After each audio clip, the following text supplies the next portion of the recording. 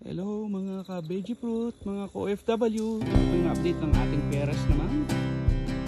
Ayan po, no? So, isang linggo po and 3 days bago po ako mag-load ulit ng video. Pasensya na po dahil busy po talaga sa work. May audit po kami kasi ito sa aking pinagtatrabahuan. So, busy po ako sa gagawa ng mga documents. So, yan po yung ating update sa ating peras. Ang laki na po, no? Para po siyang bayabas. Ito po yung Australian pear ng Australia po, no? Sa atin naman po, iba, maganda naman po yung, yung pear po natin sa Pilipinas. Pero ito lang po na po nun, pagkita ko po mamaya. So, ito po yung isang prutas ng ating, ating peras. Tapos sa baba lang, nasa lang po siya,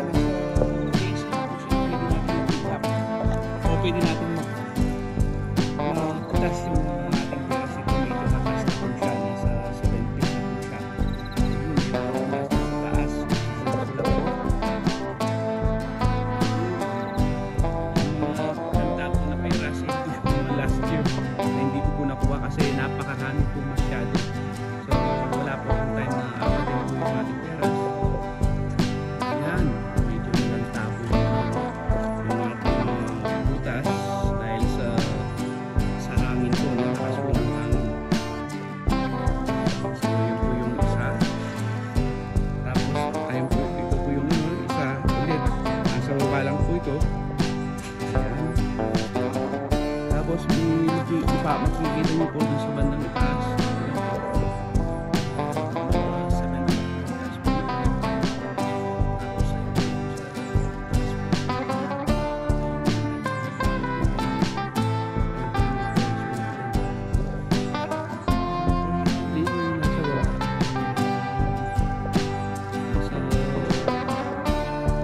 Level lang ng aking eyesight, no?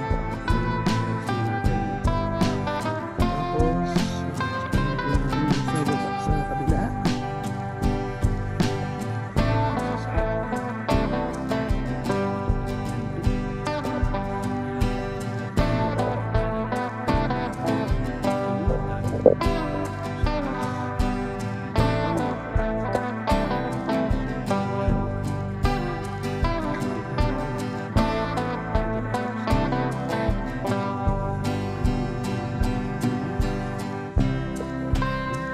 mayroon din pong bunga doon sa baba.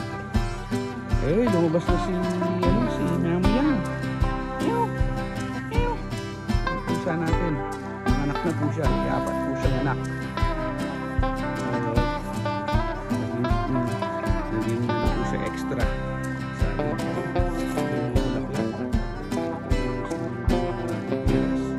Alam ko po mayroong malaki dito sa baba. Ay, ito po siya. Nandito po yung andito po siya. Ito po. Ayan po. Yung bunga niya. Ayan po. Ito po, tinatanggal ko po kaagad to. Na yun. Sa lakas po ng hangin, natutuyo po, no? Doon sa kabila. Check ko po doon sa kabila. Ayun po, mayroong po. Tingnan niyo po ninyo. Napakababa po nung kanyang Tapos may bunga po siya doon sa bandang tripit. Ito po, no? Ito po yung mga bunga. Yan din po yung bunga. Ayan po yung bunga na isa. Ayan. Ito po may mga bulaklak din po, no? So yan po yung update ng ating peras. Punta naman po tayo doon sa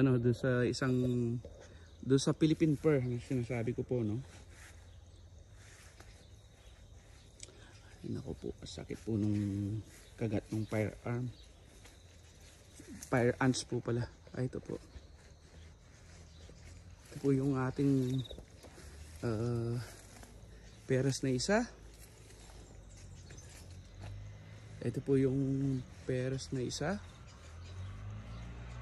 Nalaglag po ata yung ibang mga peras po niya, yung bunga po niya.